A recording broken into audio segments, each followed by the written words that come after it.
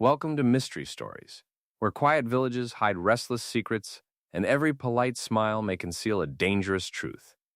Tonight's tale invites you into candlelit drawing rooms, hushed corridors, and the careful observations of a mind that misses nothing. Settle in, listen closely, and let the calm voice of classic mystery guide you through suspicion, deception, and the satisfying unraveling of the unknown. The story begins now. Stay with us. Chapter. People in St. Alderwick always said that nothing truly new ever happened on a Sunday, and yet it was on a Sunday, just before the vicar's tea, that something shifted so quietly most did not notice it at first. The first whisper came from Mrs. Potter at the bakery, who leaned across the counter and said in a voice meant to be discreet, though it carried perfectly well, that Mrs. Ellery of Rosebank House had taken in a gentleman lodger, not a relation exactly, not quite a stranger either. A distant acquaintance, she had said, with that small lift of the eyebrow that meant she knew very well how vague that sounded.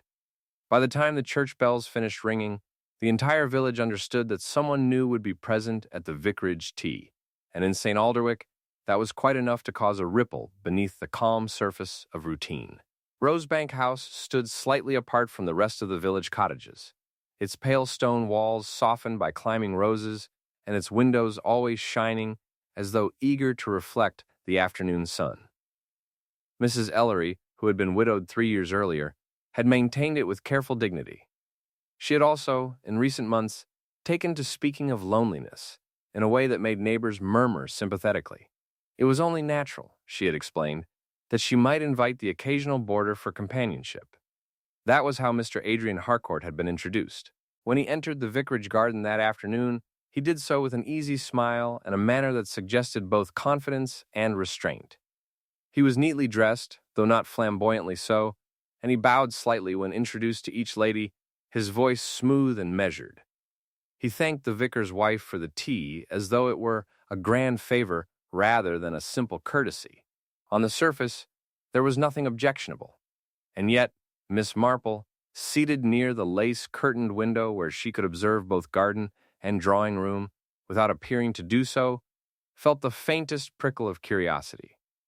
It was not what Mr. Harcourt said that interested her. It was what he watched.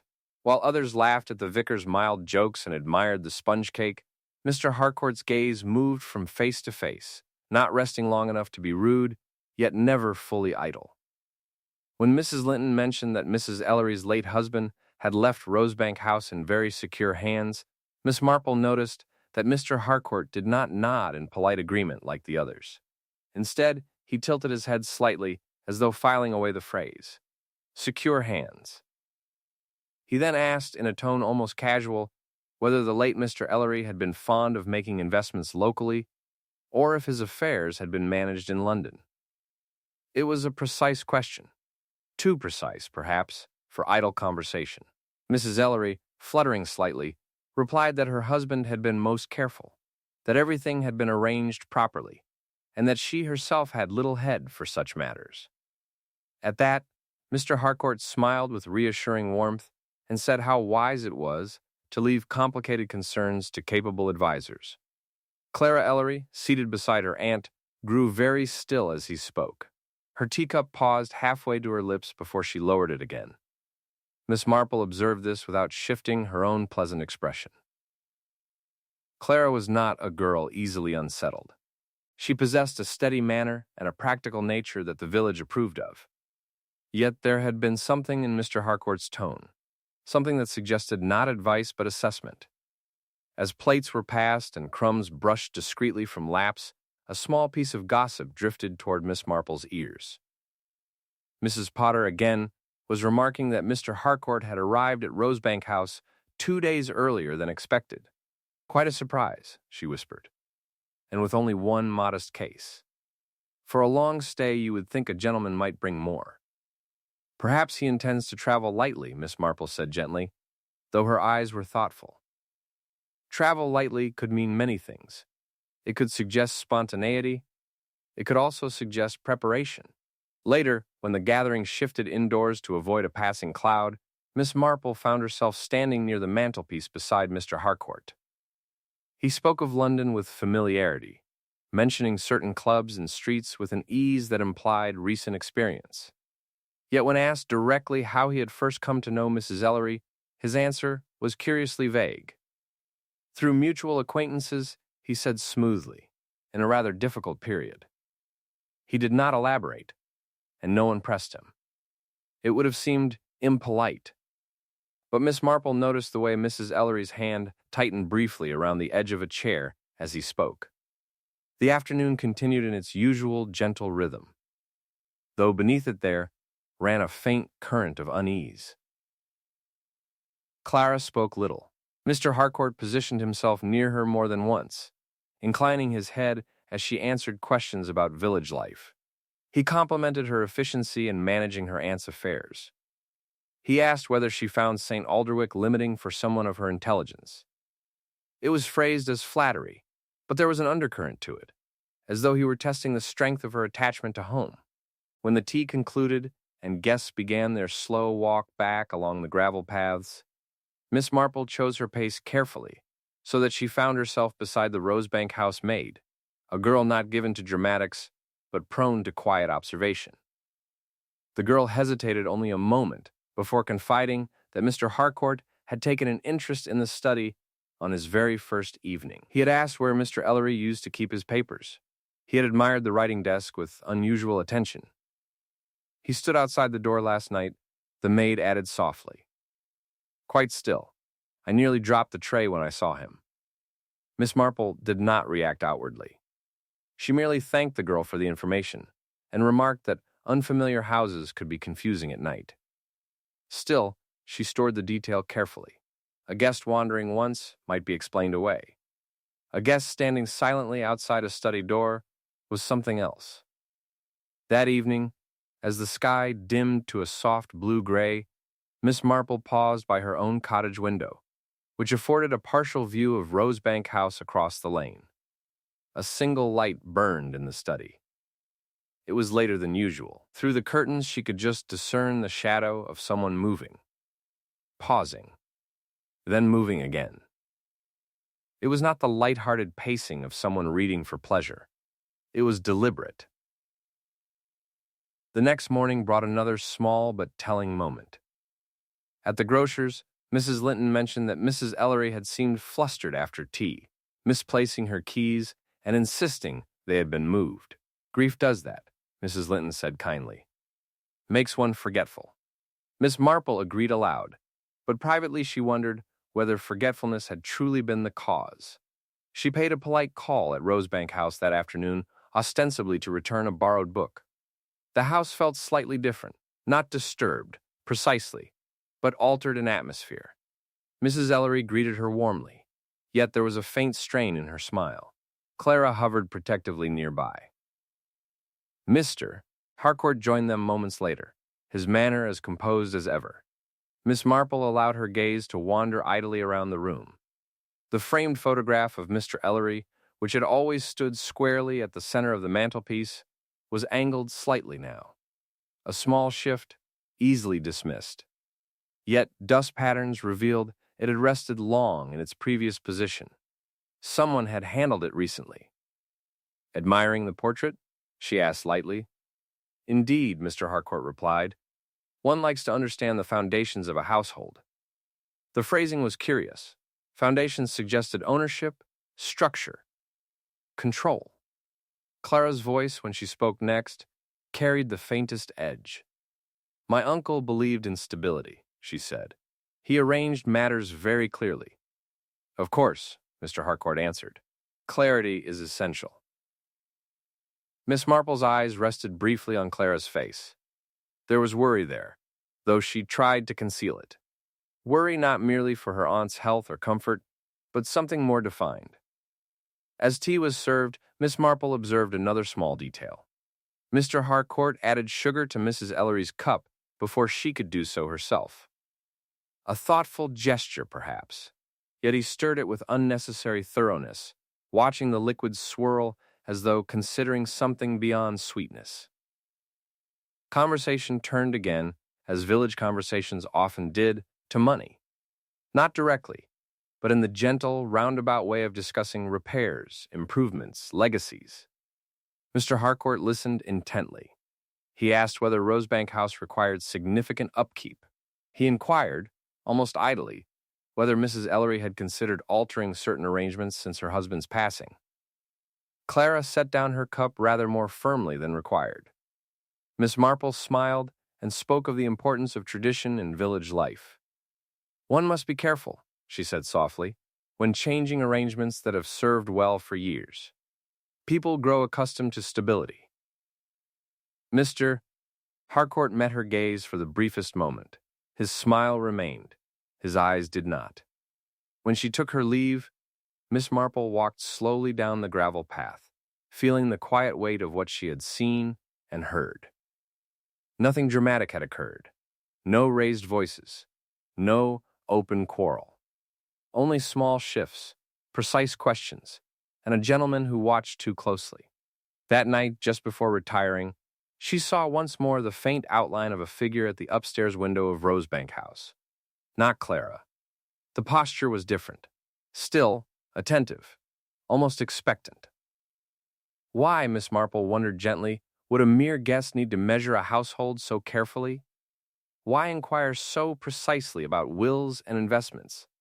Why stand outside a study in the dark? And most of all, why did his gaze return again and again to Clara Ellery, not with admiration alone, but with calculation? Miss Marple folded her hands upon her lap and allowed herself the smallest, most thoughtful smile. The village might believe that St. Alderwick remained unchanged, yet she had seen the first fine crack in its surface, and as the lamps across the lane dimmed one by one, she knew with quiet certainty that someone in Rosebank House was not merely visiting. Someone was assessing. And Miss Marple, calm and observant, had just glimpsed the first shadow of something far more serious than a new guest at Sunday tea. Chapter 2. It was generally agreed in St. Alderwick that the truest news of the village did not travel through letters or announcements, but through the grocer's shop before noon. On the morning following the vicar's tea, the air inside Mr. Dalrymple's shop carried the comforting scent of apples and fresh bread. Yet beneath it lay the sharper fragrance of curiosity. Mrs. Potter stood near the counter with unnecessary patience, clearly waiting for someone to ask the question she was eager to answer. Miss Marple, who had entered for nothing more urgent than marmalade, recognized at once that something had already begun to stir. "Well," Mrs. Potter said at last, lowering her voice while ensuring everyone could hear, "young Clara Ellery has always been sensible, but turning down Mr. Bennet last autumn was quite the surprise. A solicitor is not easily refused." Miss Marple selected her jar carefully. "Young people often value independence," she said mildly. "Independence is all very well," Mrs. Potter replied, "until practicality becomes necessary."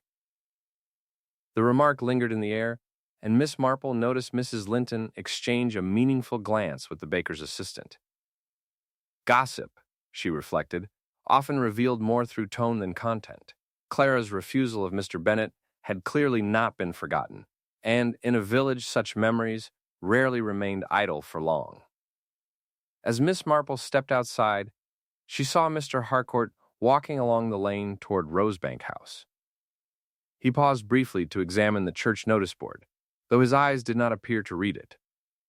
Instead, they moved thoughtfully across the village green, measuring distances, houses, people. When he noticed Miss Marple, he greeted her warmly, as though their acquaintance were already well established. "Such a charming community," he remarked. "Everyone seems to know one another's histories." "Yes," Miss Marple replied gently, "and sometimes even more than that." He smiled at the remark, yet there was a flicker of alertness in his expression, as though he weighed her words carefully before deciding how to respond. At breakfast later that morning at Rosebank House, Clara poured tea while Mrs. Ellery spoke cheerfully about village routines. Mr. Harcourt listened attentively, his posture relaxed, yet his attention sharpened noticeably when conversation turned toward household responsibilities. He asked Clara whether she managed the accounts herself. His tone remained polite, but the question felt unusually direct for a guest. I assist my aunt where needed, Clara answered calmly. A capable arrangement, he said. Financial clarity is a great comfort in uncertain times.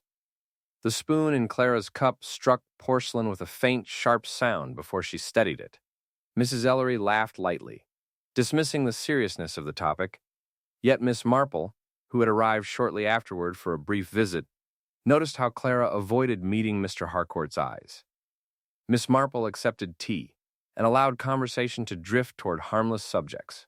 She spoke of the roses blooming early that year and of the vicar's troublesome cat. While others relaxed, she observed quietly.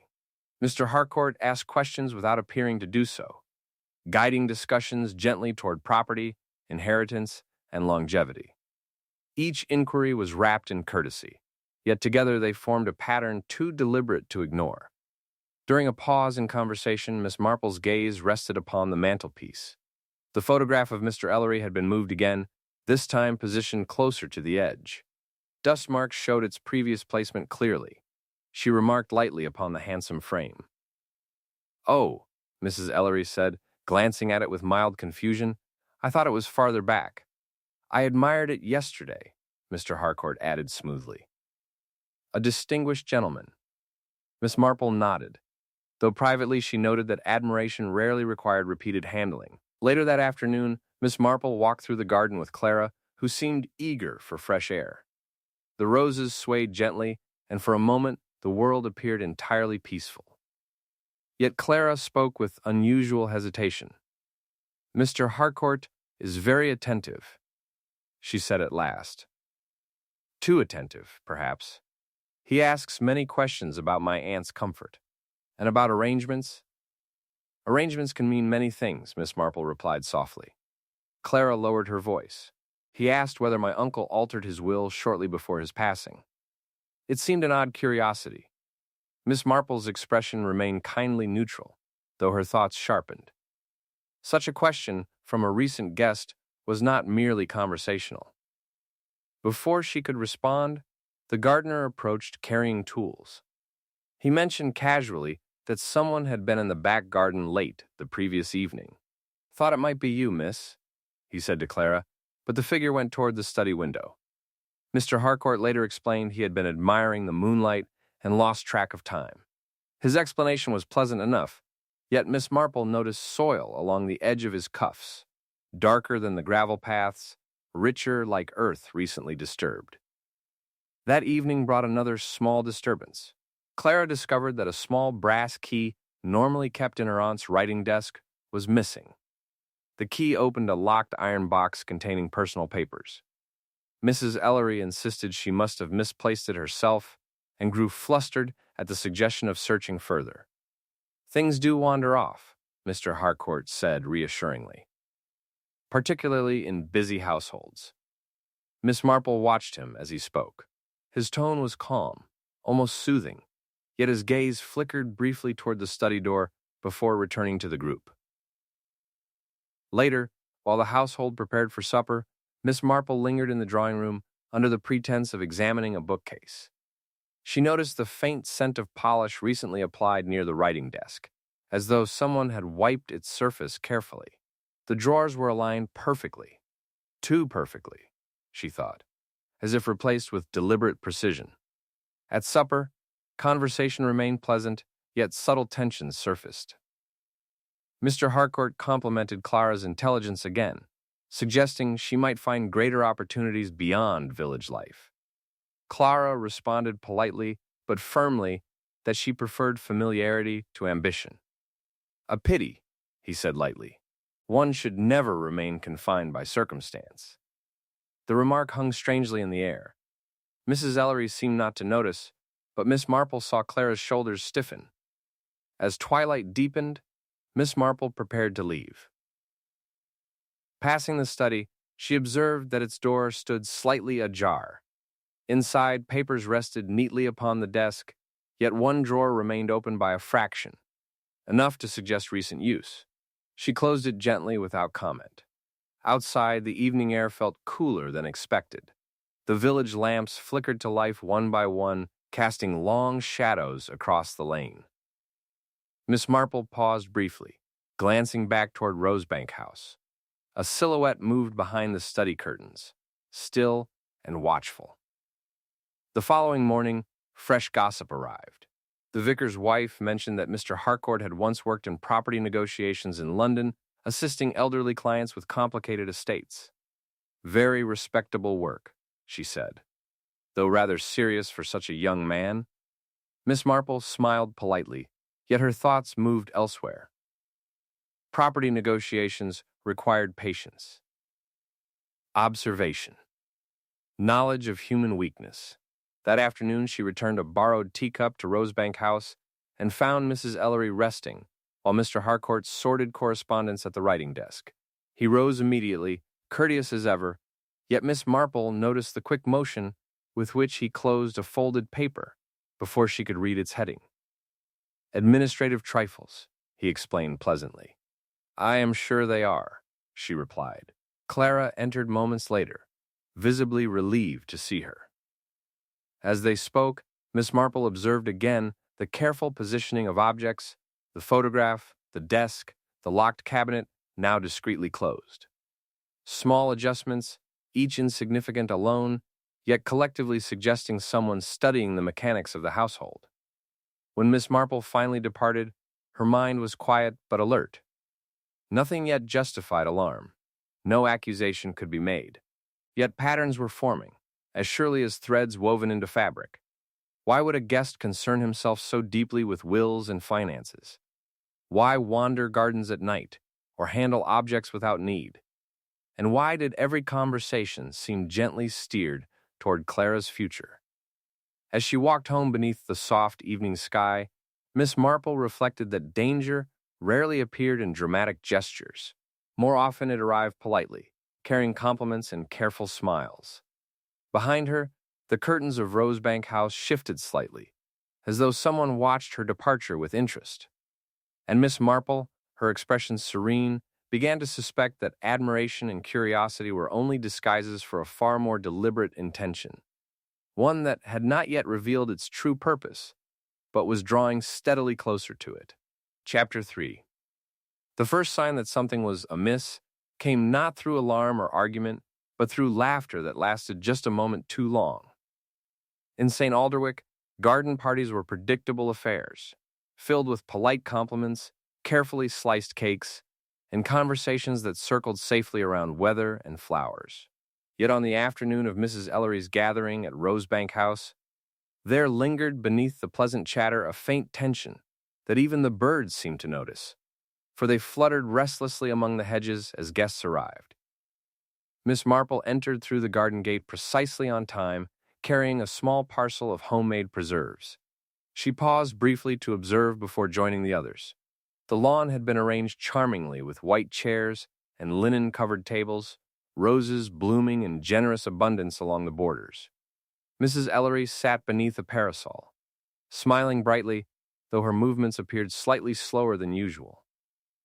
Clara moved efficiently among the guests, ensuring cups were filled and plates replenished. And near the center of it all stood Mr. Adrian Harcourt, speaking with easy confidence while somehow managing to watch everything at once. He laughed warmly at the vicar's remark. Yet Miss Marple noticed that his eyes drifted beyond the conversation toward the French doors leading into the house. When Mrs. Linton mentioned how fortunate Mrs. Ellery was to possess such a well-maintained property, Mr. Harcourt responded with interest that seemed almost professional. "A house like this," he said lightly, "must require careful management. One wonders how such responsibilities are best secured for the future." Mrs. Ellery waved a dismissive hand. "Oh, Clara sees to everything." Clara smiled politely, though Miss Marple saw a faint tightening at the corners of her mouth. Compliments directed toward responsibility often felt less like praise and more like measurement. Tea was served outdoors, and gossip flowed easily. Mrs. Potter whispered that Mr. Harcourt had been seen speaking privately with the gardener earlier that morning. The gardener himself soon confirmed it unintentionally when he mentioned, while pouring lemonade, that the gentleman had asked detailed questions about the grounds, particularly the locked tool shed near the back hedge. "Curious about village gardening," the gardener said with a shrug. Miss Marple glanced toward Mr. Harcourt's shoes. A thin trace of dark soil clung near the sole, richer in color than the dry lawn beneath their feet, a small detail, easily overlooked. Yet she filed it away carefully. During the afternoon, she observed another curious habit. Mr. Harcourt positioned himself wherever conversations turned personal. When Mrs. Linton spoke of her nephew's inheritance dispute, he listened attentively. When the vicar mentioned declining health among elderly parishioners, Mr. Harcourt asked thoughtful questions about caretaking arrangements. Each inquiry was polite, each entirely reasonable. Yet together, they formed a map of interests centered upon vulnerability and control. Clara joined Miss Marple near the rose beds for a moment's respite. Her voice was low. "He watches everyone," she said quietly. Not rudely, just closely. Miss Marple nodded gently. "Observation can be a useful habit." "Yes," Clara replied, glancing toward the lawn. "But it feels as though he is waiting for something." Before Miss Marple could respond, a small disturbance drew attention. Mrs. Ellery searched her pockets anxiously, insisting she had misplaced the key to her writing desk again. Mr. Harcourt immediately offered reassurance, suggesting that fatigue often caused forgetfulness. His tone was soothing, almost practiced. "It will turn up," he said. "There is no need for concern." Miss Marple noticed how quickly he discouraged further searching. The party resumed, though the mood had subtly shifted. Later, as guests wandered through the garden, Miss Marple passed near the back hedge and noticed footprints leading toward the tool shed. The door remained locked, yet faint scratches marked the metal near the handle, as though someone had tested it recently. She bent slightly, pretending to examine a flower, and observed that the soil there matched the stain on Mr. Harcourt's cuffs. A coincidence, perhaps. Yet coincidences accumulated quickly around attentive strangers.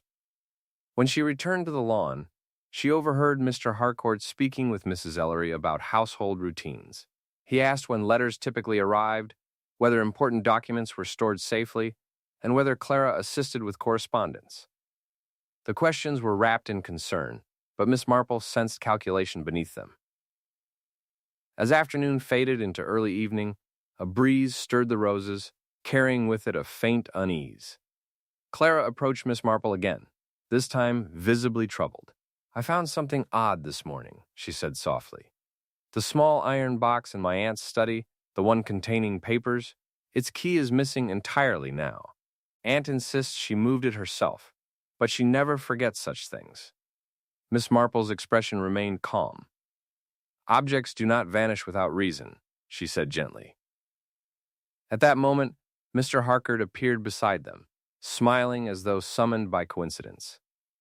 He remarked upon the beauty of the garden at dusk and suggested that evening light revealed truths daylight concealed. The words were spoken lightly, yet Miss Marple sensed Clara's discomfort deepen. Soon afterward, guests began departing. As Miss Marple prepared to leave, she stepped briefly inside to retrieve her shawl. Passing the corridor leading to the study, she heard movement within, a drawer closing softly. When she entered moments later, the room appeared orderly, though the writing chair had been moved slightly away from the desk. Mr. Harcourt emerged behind her almost immediately. "I hope you are not lost," he said pleasantly. "Not at all," Miss Marple replied. "I was admiring the quiet." He smiled, yet there was a flicker of surprise that vanished quickly. Outside, twilight settled gently over St. Alderwick. Miss Marple walked slowly toward the gate when the housemaid hurried past carrying linens. The girl hesitated before whispering that she had seen Mr. Harcourt walking upstairs late the previous night, pausing outside Clara's room before continuing down the corridor. Perhaps he was simply unfamiliar with the house, Miss Marple said kindly, though inwardly she felt the pattern tightening. The evening concluded peacefully enough, yet as Miss Marple reached the lane, she glanced back. Through an upstairs window, she saw Mr. Harcourt standing motionless, looking down toward the garden paths where guests had stood only moments before. Not waving, not moving, simply watching. The following morning brought another small revelation. The gardener reported that the shed's lock had been tampered with overnight, though nothing appeared missing. Mr. Harcourt dismissed it as mischief from village boys. His tone remained calm, yet Miss Marple noticed how quickly he redirected conversation away from the subject. Later, Clara confided that her aunt seemed unusually tired, complaining of dizziness after tea the previous evening.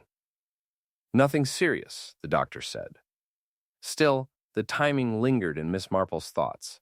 Standing at her cottage window that night, Miss Marple reflected upon the day's many tiny disturbances: the missing key, the soil-stained cuffs, the questions about documents, the silent observation from upstairs windows. Each detail alone was harmless. Together, they formed intention. Why would a guest examine locked sheds and household papers? Why discourage concern over missing keys? And why remain awake long after others slept, moving quietly through corridors not his own? Miss Marple folded her hands thoughtfully, her expression serene yet certain. The charm of the garden party had concealed something far less innocent. Someone was not merely adapting to village life. Someone was studying weaknesses. And as the lights of Rosebank House dimmed one by one, Miss Marple felt a quiet certainty settle within her, that the watcher in that house had begun to move from observation toward action, and that whatever he sought was hidden somewhere behind locked doors and polite smiles. And Miss Marple, gazing across the darkened lane, suspected the next discovery would not arrive gently. Chapter 4. It began, as troubling things so often did in St. Alderwick, with a remark spoken lightly enough to pass as ordinary concern. Mrs. Linton mentioned at the post office that Mrs. Ellery had not attended morning prayers because she felt a touch faint. The phrase traveled through the village with surprising speed, softened by sympathy, yet sharpened by curiosity. Illness in a quiet household always stirred attention, particularly when it arrived without clear cause. Miss Marple heard the news while selecting stamps and paused only briefly before expressing polite concern. Mrs. Ellery had always been resilient despite her delicate manner. A sudden weakness seemed out of character. Still, one never rushed to conclusions. Village life taught patience above all things. She completed her errands calmly, yet her steps turned naturally toward Rosebank House. The house felt different the moment she entered. Curtains were partially drawn despite the pleasant weather, muting the sunlight and giving the rooms a subdued stillness. Clara greeted her with visible relief. "Aunt has been resting," Clara said quietly. "The doctor believes it is only fatigue." Miss Marple nodded kindly and allowed herself to be led upstairs. Mrs. Ellery lay propped against pillows, pale but cheerful, insisting she had merely overexerted herself preparing for the garden party. Her voice remained gentle, though it lacked its usual steadiness. "My dear Miss Marple," she said, "everyone makes far too much of these little spells." Beside the bed stood Mr. Harcourt, attentive and composed. He adjusted a blanket with careful precision and spoke reassuringly about rest and proper nourishment. His concern appeared admirable, yet Miss Marple noticed something subtle. He answered questions before Clara could, as though gradually assuming authority within the household. A tray rested on the bedside table, holding a teacup, half finished. Miss Marple leaned closer under the pretense of admiring the delicate china. A faint scent lingered beneath the aroma of tea, something slightly bitter, quickly masked by sugar. "Chamomile," Mr. Harcourt explained smoothly. "I suggested it might soothe her nerves." "How thoughtful," Miss Marple replied, though she observed that Clara looked faintly surprised, as if unaware of the change in tea. The doctor soon arrived, a practical man inclined towards simple explanations. He declared Mrs. Ellery overtired and prescribed rest. No alarm was necessary. Clara seemed reassured, yet Miss Marple noticed how Mr. Harcourt watched the doctor closely, as though measuring the thoroughness of his examination. After the doctor departed, conversation drifted into gentler territory. Mr. Harcourt spoke of remedies he had encountered abroad, describing herbal infusions with confident familiarity. His tone was persuasive, without seeming forceful. Mrs. Ellery listened gratefully. Miss Marple asked mild questions, allowing him to speak freely. The more he explained, the more she sensed rehearsal rather than spontaneity. His knowledge was broad, but curiously impersonal, as though memorized for usefulness rather than interest. Later, while Clara escorted her downstairs, she spoke in a low voice. "Aunt has been unusually tired these past few evenings," she admitted. "Always after tea." Miss Marple paused slightly. "Has anything changed in the household routine?" Clara hesitated. "Only that Mr. Harcourt insists on preparing the tray himself sometimes, saying we should not trouble the staff. A small kindness, on the surface." Yet Miss Marple felt the quiet alignment of several earlier observations: attentiveness, control of small domestic habits, questions about health and dependence. In the kitchen, the housemaid confided that Mr. Harcourt had been alone there shortly before Mrs. Ellery's last 2 evening teas. "He said he wished to help," she explained. "Very polite, miss, but he seemed particular about which tin he used." Miss Marple thanked her gently and examined the row of tea containers without appearing to do so. One tin stood slightly forward from the others, its lid not fully aligned. She touched nothing, merely observed. Returning to the drawing room, she found Mr. Harcourt seated at the writing desk reviewing correspondence. He rose immediately. "I hope Mrs. Ellery will recover quickly," she said. "I am certain she shall," he replied. "Though one must be practical. Sudden frailty often requires adjustments in household management." The phrase settled heavily between them. "Adjustments can be unsettling," Miss Marple said mildly. "Only when delayed," he answered, smiling. Clara entered at that moment, carrying papers for her aunt's signature. Mrs. Ellery had apparently wished to address small administrative matters despite her fatigue.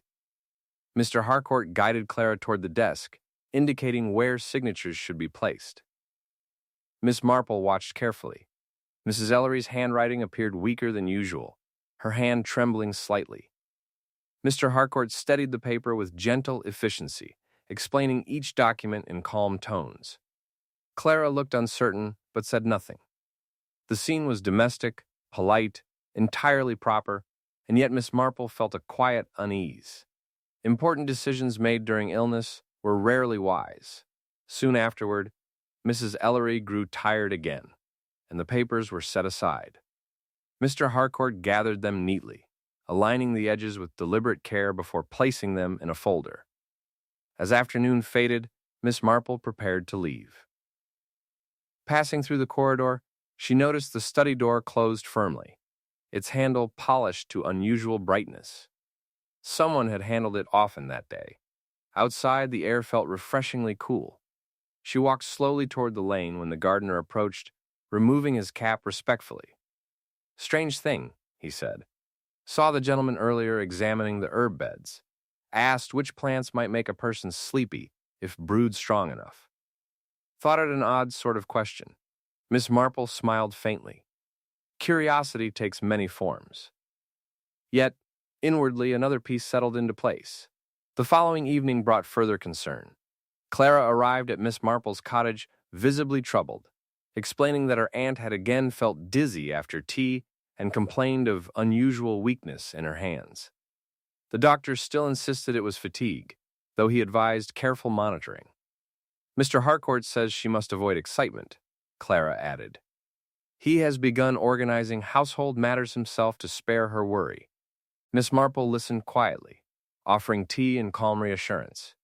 She did not speak her thoughts aloud. Instead, she asked small questions: who prepared the tea, where it was kept, whether Mrs. Ellery ate well otherwise. Clara answered each without realizing their importance. After Clara departed, Miss Marple sat by her window, watching dusk settle over the village. Lamps glowed softly inside Rosebank House. One window remained lit longer than the others. The study again. She recalled the bitter scent in the teacup, the missing key, the questions about documents, the gardener's remark about herbs. None alone proved wrongdoing. Yet together they suggested intention moving patiently forward.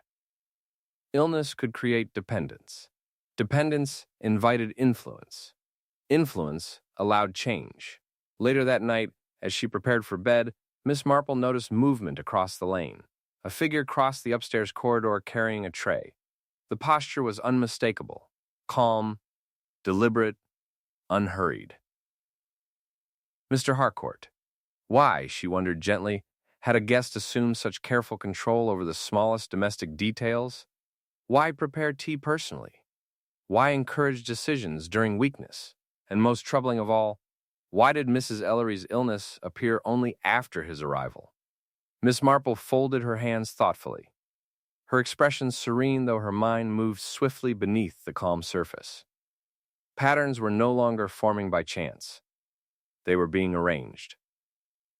As the final lamp in Rosebank House dimmed, she felt a quiet certainty take root.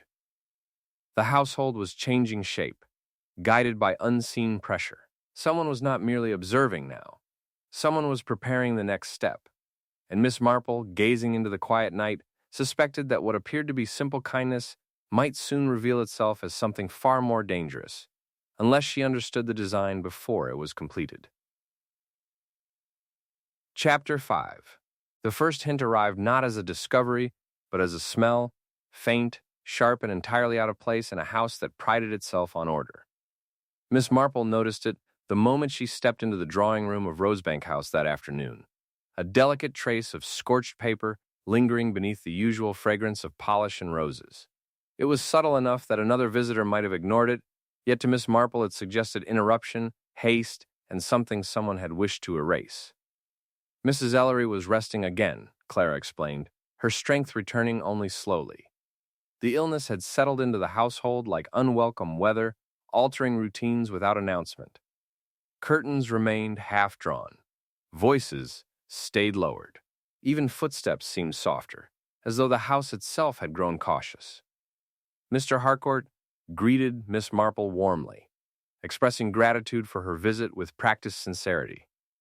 He spoke of improvement in Mrs. Ellery's condition and reassured her that rest and careful attention were producing results. His tone carried quiet authority now, less that of a guest and more that of a caretaker accustomed to being obeyed. Miss Marple accepted tea and allowed conversation to drift pleasantly, yet her attention moved elsewhere. The fireplace grate held fresh ash despite the mild afternoon. Rosebank House rarely required a fire at this hour. A small fragment of paper, not fully consumed, rested near the edge. She rose slowly, pretending to warm her hands though the room required no warmth. With gentle care, she nudged the fragment using the poker. A corner unfolded just enough to reveal a line of writing. Before the old lady revises anything, the words were incomplete, yet unmistakable. Before she could examine further, Mr. Harcourt crossed the room with surprising swiftness.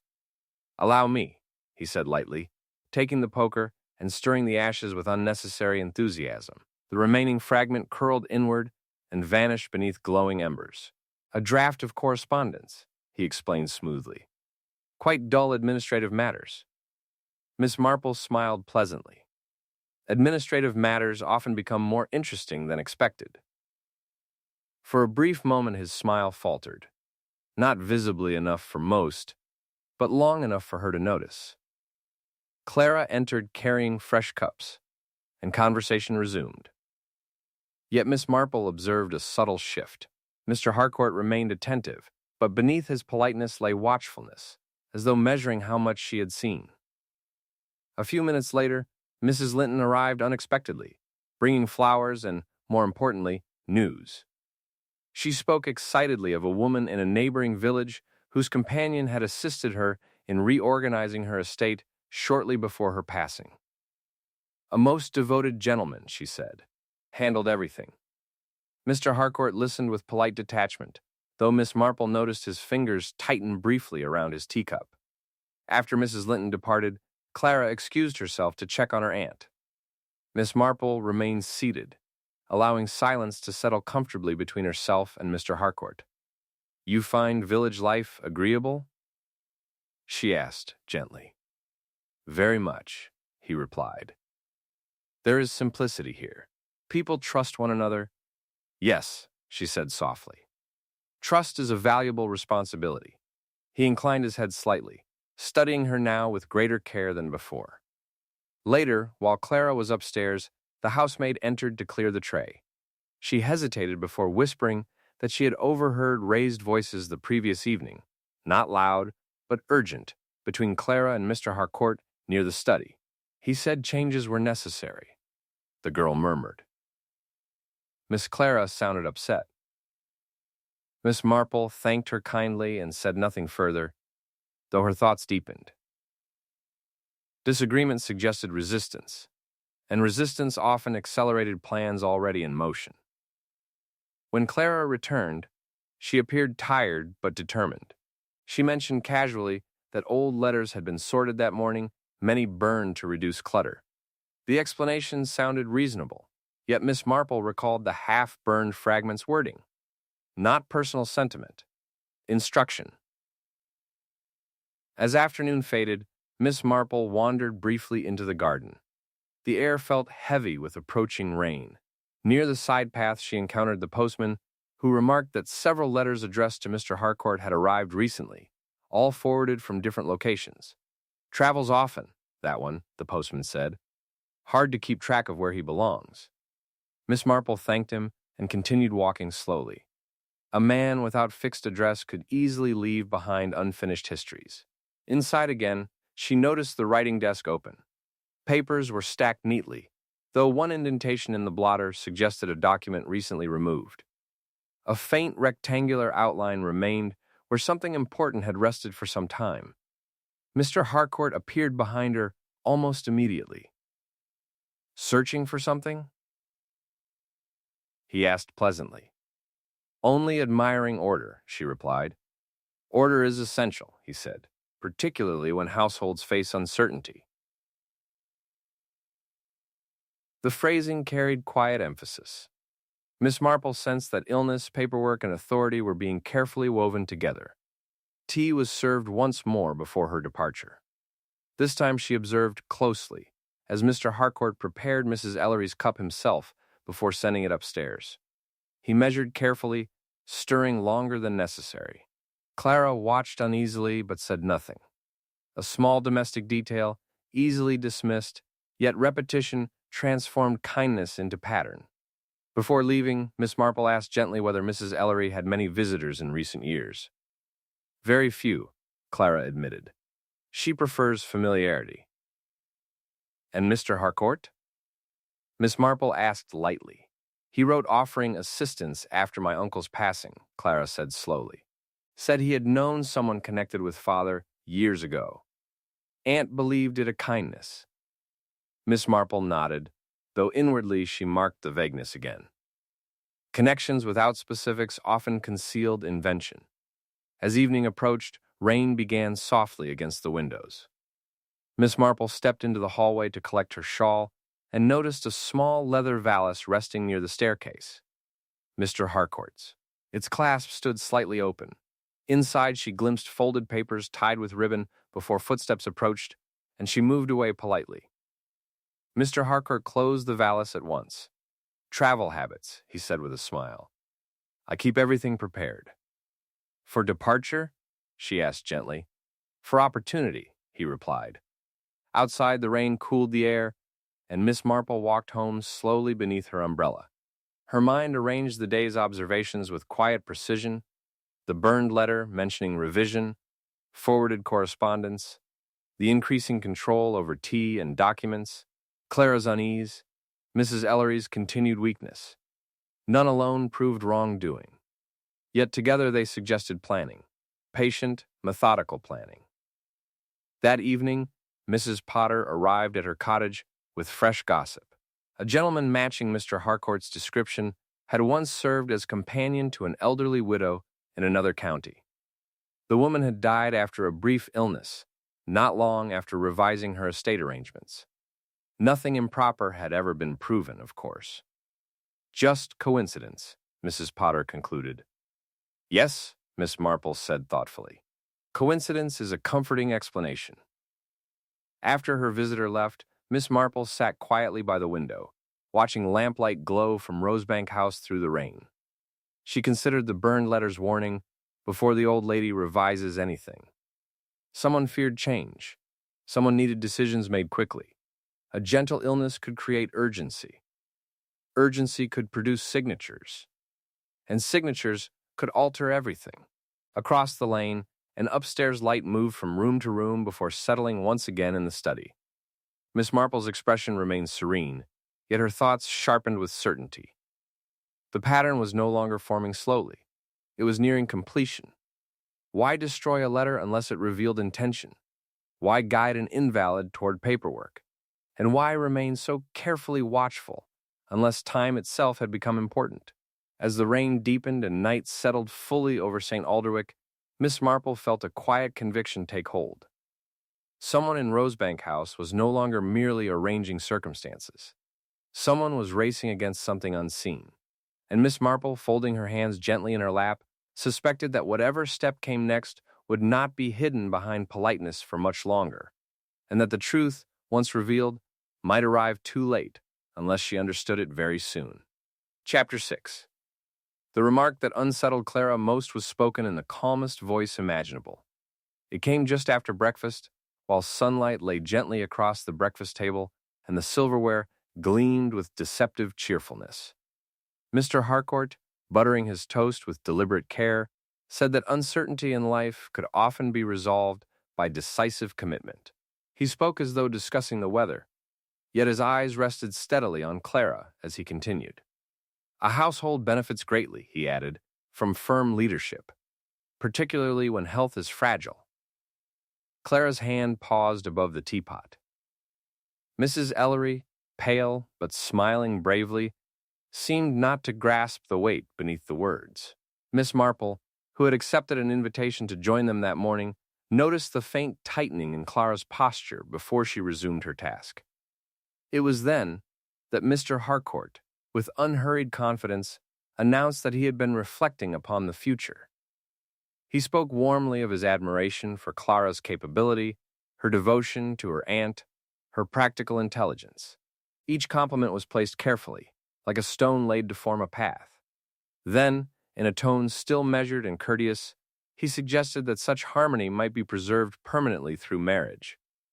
The word hung in the room like a note struck too sharply. Mrs. Ellery gasped softly, surprised but not displeased. Clara, however, set the teapot down with unmistakable firmness. "That is very sudden," she said evenly. "Life rarely waits," he replied, smiling, "particularly when security is at stake." Miss Marple stirred her tea slowly, her expression gentle, though she felt the room shift around her. Proposals were not uncommon in villages, yet this one carried urgency that did not align with affection. Clara declined with polite composure. She expressed gratitude for his kindness, but stated clearly that she preferred independence. Mr. Harcourt did not argue. Instead, he nodded with apparent understanding, though a subtle chill entered his voice. "Of course," he said, "but circumstances may alter." The conversation moved awkwardly elsewhere, yet Miss Marple observed how his gaze lingered on Clara, not with disappointment, but calculation. Later that morning, she found Clara alone in the garden. The roses trembled lightly in a breeze that carried the faint scent of approaching rain. "He is not what he appears," Clara said quietly. "I cannot explain it properly, but everything feels arranged." Miss Marple listened without interruption. "He has begun reviewing Aunt's papers again," Clara continued. "Says there are inconsistencies that must be corrected while she still has strength." "Inconsistencies can wait," Miss Marple replied gently. "Health should not be hurried." Clara nodded, though worry remained clear in her eyes. Inside the house, Miss Marple passed the study door and heard Mr. Harcourt's voice speaking in soothing tones to Mrs. Ellery. When she entered moments later under the pretense of returning a book, she saw papers laid out neatly across the desk. Mrs. Ellery held a pen, her hand trembling faintly. "These are small adjustments," Mr. Harcourt explained smoothly, "merely to ensure clarity." Miss Marple glanced at the documents without appearing to read them. She noted fresh ink and official formatting. Clara stood nearby, visibly uncomfortable. "Clarity is admirable," Miss Marple said softly, "but perhaps such matters would benefit from consultation with Mr. Bennet." At the mention of the solicitor's name, a flicker crossed Mr. Harcourt's face, swift but unmistakable. "There is no need to trouble outsiders," he replied. "We are managing quite well." Miss Marple smiled pleasantly, though she felt the tension deepen. Exclusion of legal oversight suggested urgency that did not favor transparency. That afternoon brought another small but telling incident. The iron box in the study was discovered open, its contents disturbed. Clara insisted she had locked it the previous evening. Mrs. Ellery, confused, suggested she must have forgotten. Mr. Harcourt expressed mild surprise, but quickly redirected attention to Mrs. Ellery's comfort. Miss Marple knelt briefly beside the desk, retrieving a fallen paperclip. In doing so, she observed faint indentations in the blotter, impressions of writing recently removed. One outline appeared longer than the others, shaped like a folded legal document. She rose without comment. During tea, which Mr. Harcourt again insisted on preparing himself, Mrs. Ellery complained of renewed weakness. Her voice faltered mid-sentence. Clara's concern grew visible. "Perhaps the doctor should be called again," Clara suggested. "There is no need for alarm," Mr. Harcourt said gently. "Rest will suffice."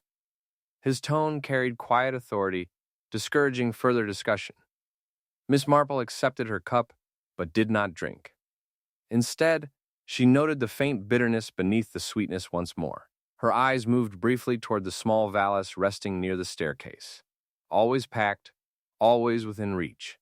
As evening settled, the gardener approached Miss Marple while she lingered near the gate. "Odd thing," he murmured. "Saw the gentleman speaking with the apothecary yesterday. Asking about compounds that might ease frailty. Did he purchase anything?" she asked lightly. "Small vial," the gardener replied. "Said it was for nerves." Miss Marple thanked him and walked slowly home, her thoughts aligning with increasing clarity. Illness, proposals, paperwork, discouragement of outside advice, each step followed the next with quiet precision. That night, Clara arrived unexpectedly at her cottage. Rain dotted her coat, and worry lined her face. "Aunt signed something," she whispered. "I tried to read it, but Mr. Harcourt said it was only temporary authorization in case of emergency." Miss Marple guided her gently inside. "Did Mr. Bennet witness it?" she asked calmly. "No," Clara admitted. "Only Mr. Harcourt." Miss Marple's expression remained serene, though her mind sharpened further. Legal documents executed without proper oversight invited misuse. Across the lane, lights burned late in the study once again. Through the thin curtain, Miss Marple saw movement, deliberate, unhurried. Papers were gathered. A shadow bent over the desk. Why press for marriage and signatures simultaneously? Why discourage consultation? Why ensure control during moments of weakness? The pattern was no longer subtle. It was deliberate. The following morning, Mrs. Ellery's condition worsened briefly after tea. Her hands trembled more noticeably. The doctor, summoned at last by Clara's insistence, found nothing conclusive, but expressed mild concern over cumulative fatigue. Mr. Harcourt stood nearby, attentive yet silent, as though calculating whether intervention might now invite scrutiny. Miss Marple watched him closely. As she prepared to leave that evening, she paused beside the staircase where the valise rested. The clasp was not fully secured. Inside, folded parchment peeked from beneath neatly arranged clothing. She did not touch it. She did not need to. Outside, dusk deepened into quiet blue.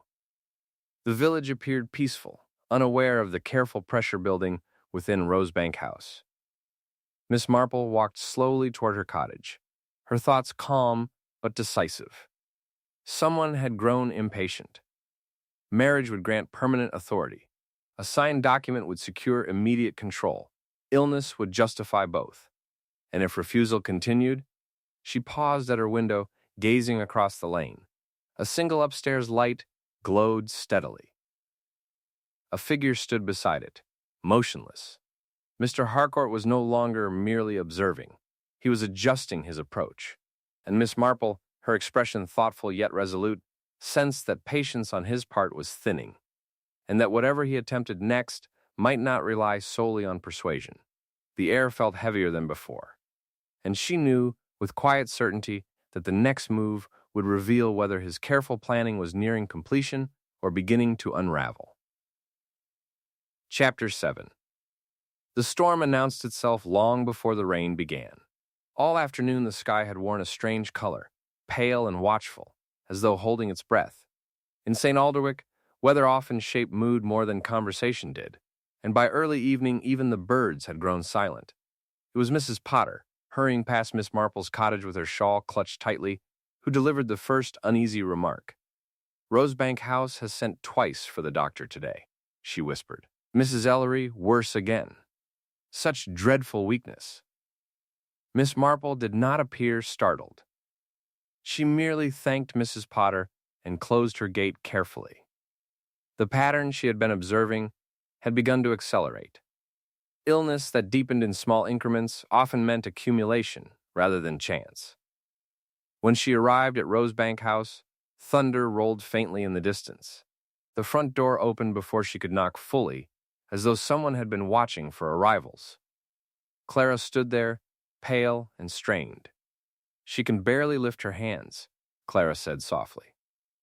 "After tea again." Miss Marple entered without haste. The drawing-room felt heavy, the air unmoving despite the coming storm. Upstairs, Mrs. Ellery lay propped against pillows, her breathing steady but shallow. Her eyes fluttered open at Miss Marple's voice, though her smile lacked strength. The doctor stood near the bed, troubled now in a way he had not been before. "There is something cumulative here," he murmured. "But I cannot yet say what." Miss Marple's gaze drifted toward the tray resting nearby. The teapot, the cup, the spoon, each arranged neatly. Mr. Harcourt stood at the foot of the bed, composed as ever, though there was a tightness around his mouth she had not seen before. "She must avoid agitation," he said calmly. "Examinations will only tire her." The doctor hesitated but said nothing further. Miss Marple leaned closer to the tray under the pretense of adjusting a napkin.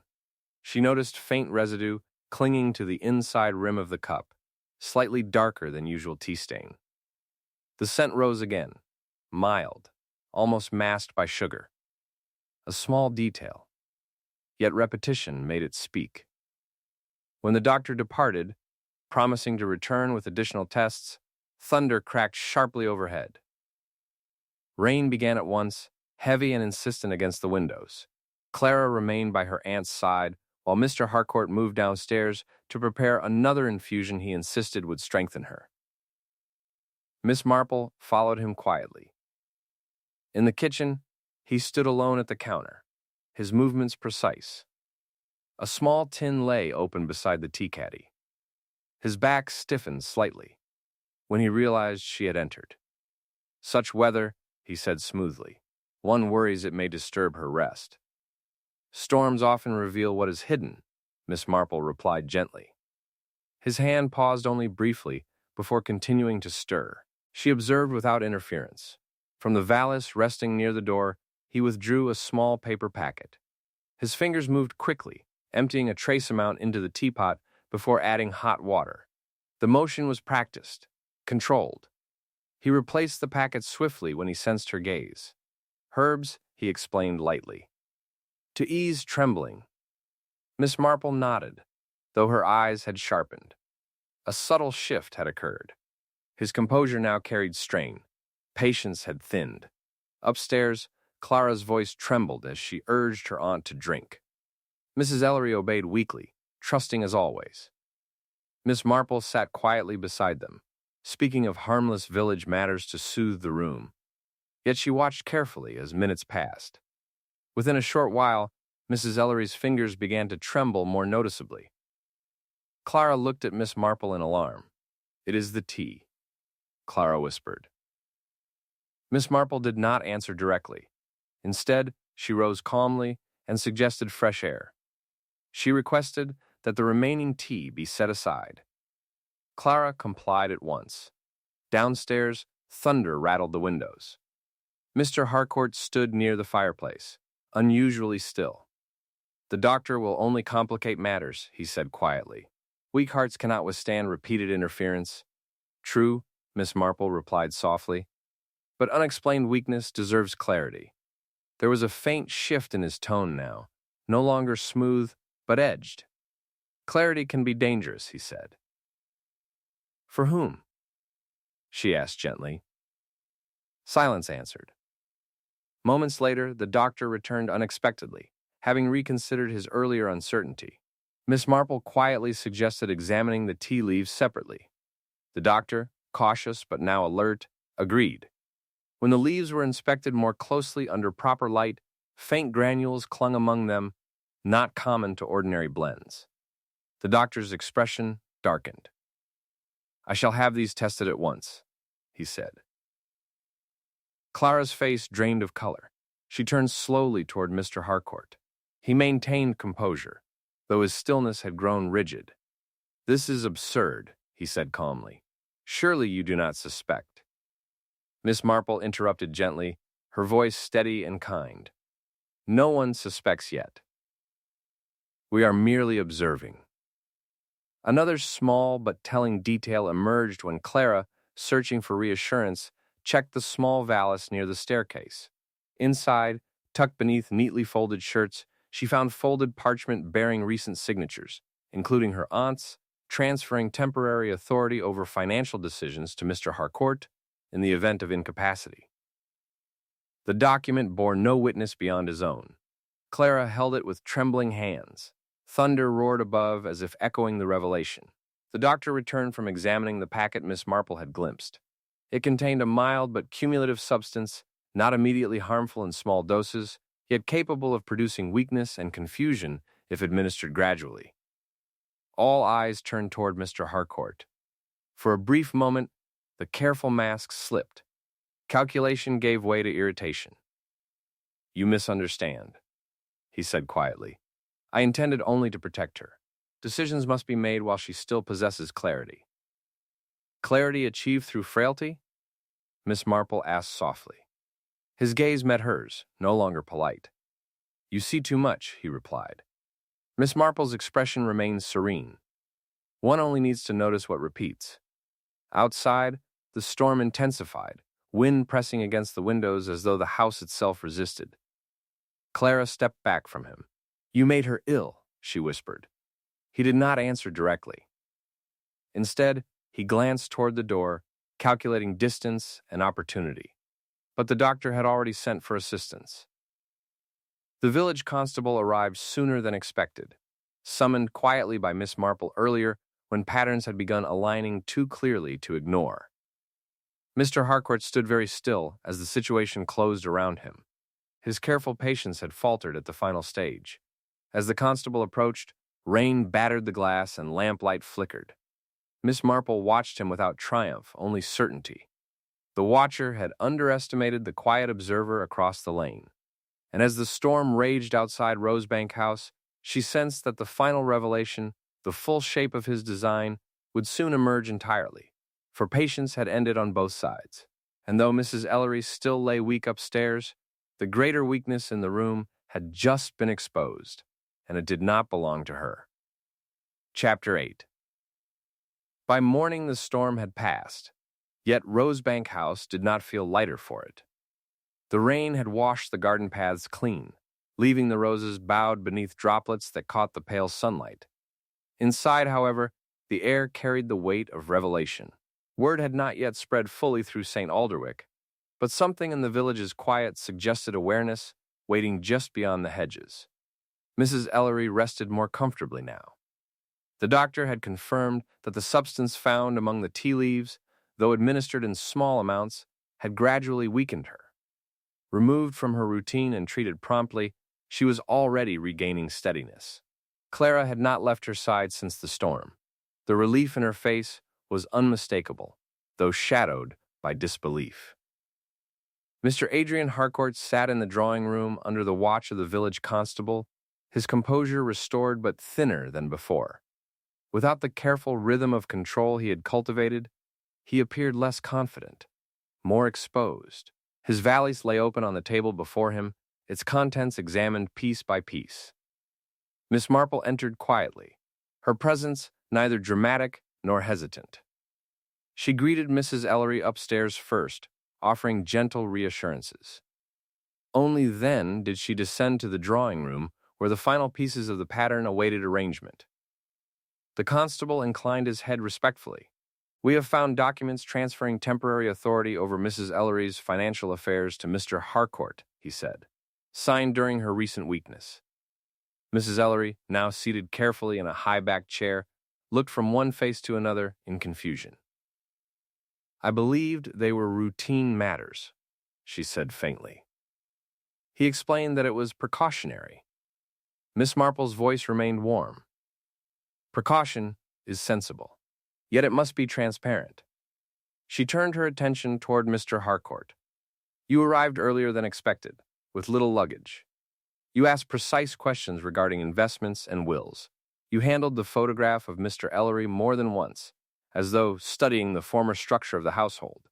You discouraged outside consultation, and you ensured that tea passed through your hands repeatedly." Her tone never rose. She spoke as one describing the arrangement of flowers. "You mistake courtesy for crime," he replied calmly.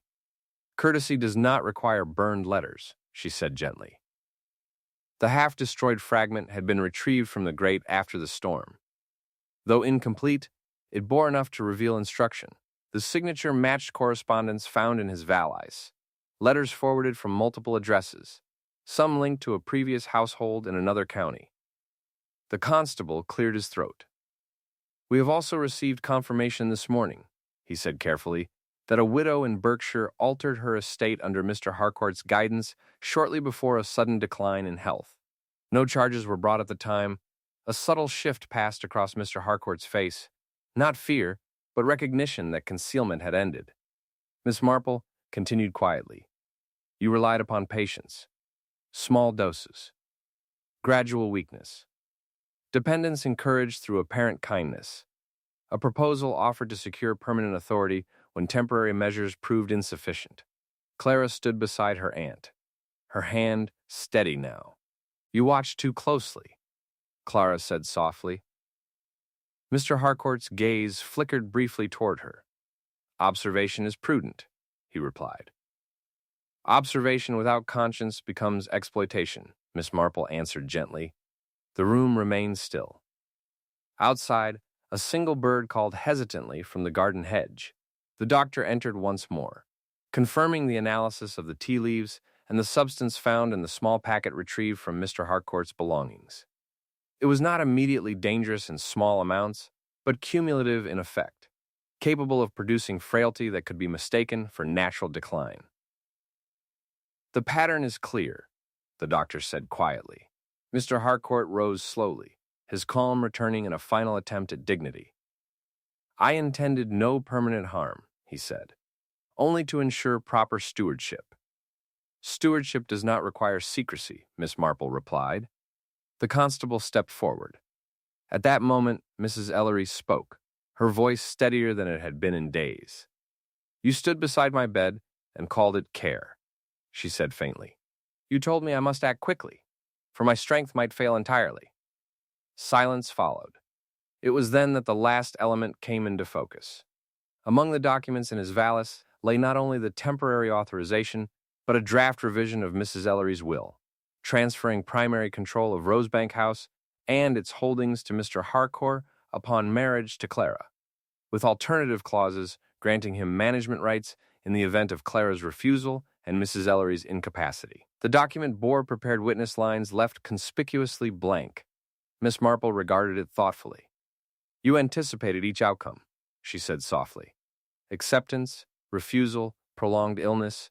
You required only compliance." His composure finally fractured, though not dramatically. It was a slight tightening of the jaw, a narrowing of the eyes. "Opportunity must be seized," he said quietly. "Yes," Miss Marple replied, "but not manufactured." The constable placed a firm hand upon his arm. There was no struggle. The careful planner understood when calculation had failed.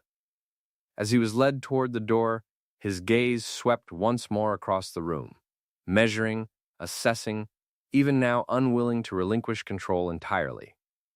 Yet the house no longer belonged to his observation. When the door closed behind him, the tension that had settled over Rosebank House for weeks seemed to lift at last. Clara exhaled slowly. Mrs. Ellery leaned back, exhaustion replaced by clarity. Later that afternoon, villagers began to gather in small clusters along the lane, whispering of what had occurred. Mrs. Potter shook her head with solemn emphasis. The vicar spoke of vigilance. Even the gardener stood straighter, as though vindicated in his quiet suspicions. Miss Marple walked home slowly beneath the pale sun. The village appeared unchanged, cottages steady, hedges trimmed, church spire untroubled, yet she knew how easily calm could conceal calculation. That evening, Clara visited her cottage, gratitude shining plainly in her eyes. "I did not see it at first," she admitted. "He was so attentive." "Attentiveness can be rehearsed," Miss Marple said gently, "but repetition reveals intention. Mrs. Ellery would recover fully, the doctor assured them. The cumulative substance had not yet reached irreversible harm. The signed documents would be invalidated. Mr. Bennet, once declined, would now be consulted properly." As dusk settled over St. Alderwick, Miss Marple stood once more at her window, looking toward Rosebank House. The upstairs lights glowed softly, no longer watchful, only peaceful. Evil rarely entered with raised voice or hurried step. It arrived politely, asking small questions, offering assistance, positioning itself quietly within routine. It observed, it waited, it calculated. But observation, Miss Marple reflected, belonged equally to those who cared enough to notice. A guest who watched too closely had forgotten one simple truth, that in a village accustomed to noticing the smallest changes in weather, nothing subtle remained unseen for long. And as night settled gently across the lane, Miss Marple allowed herself the faintest smile, knowing that St. Alderwick would sleep peacefully again. Not because danger never arrived, but because someone had been quietly watching the watcher all along. The days that followed returned St. Alderwick gradually to its familiar rhythm, though for a time every conversation carried a softer tone, as if the village itself were recovering from a long and uneasy dream. Rosebank House stood peaceful once more, its windows open to fresh air, curtains moving gently in the breeze, instead of remaining half-drawn in quiet worry. Where tension had once lingered, there was now the simple comfort of ordinary life returning step by careful step. Mrs. Ellery regained her strength steadily. The doctor declared that rest, proper nourishment, and the complete removal of harmful influence had done more good than any medicine alone could achieve. She spent her mornings seated near the garden windows, watching the roses bloom again with renewed appreciation. Often she spoke of how strange it felt to remember certain recent days only faintly, as though they belonged to someone else's life. Clara, relieved yet thoughtful, took greater care in managing household matters. She met with Mr. Bennet, the solicitor she had once politely refused, and together they restored every document to proper order. Nothing would again be signed in haste or without full understanding. The experience had left her wiser, though not hardened. There was gratitude in her manner now, especially when she visited Miss Marple each afternoon for tea. The village, naturally, discussed the affair for weeks. Mrs. Potter repeated the story with increasing detail, though always ending with admiration for Miss Marple's calm perception. The vicar spoke gently in his sermons about attentiveness and kindness, balanced with prudence. Even the gardener took quiet pride in having noticed the smallest irregularities, proof that careful observation belonged to everyone, not merely detectives. As for Mr. Harcourt, he departed St. Alderwick under official supervision, leaving behind no farewell and no trace beyond the unease he had briefly planted. His careful politeness, once so reassuring, faded quickly from memory once its purpose became clear. The village preferred not to dwell on him long. Peace, after all, required forward attention rather than backward fear. One evening, as golden light settled across the hedges, Miss Marple sat by her window with a cup of tea, resting comfortably in her hands. Across the lane, Rosebank House glowed warmly. Clara laughed somewhere in the garden, and Mrs. Ellery's voice followed, stronger now, carried lightly on the air. Miss Marple reflected that danger rarely appeared in dramatic form. More often it arrived disguised as helpfulness, asking reasonable questions and offering gentle solutions. True understanding came not from grand discoveries, but from noticing small repetitions, a tone slightly altered, a habit repeated too often, a kindness that pressed just a little too firmly. The world, she thought, was full of watchers. Some observed to care, others to control. The difference revealed itself only through patience. A cat crossed the lane, pausing briefly beneath the lamplight before continuing on its quiet journey. The village settled into evening calm, doors closing, lights dimming one by one. Miss Marple smiled softly to herself. St. Alderwick was safe again, not because it was untouched by wrongdoing, but because ordinary people had learned once more the value of attention, trust, and gentle courage. And as night wrapped the village in peaceful silence, she felt certain that whatever mysteries might one day arrive, they would be met the same way, with calm eyes, patient thought, and the quiet certainty that even the smallest observation could protect an entire home.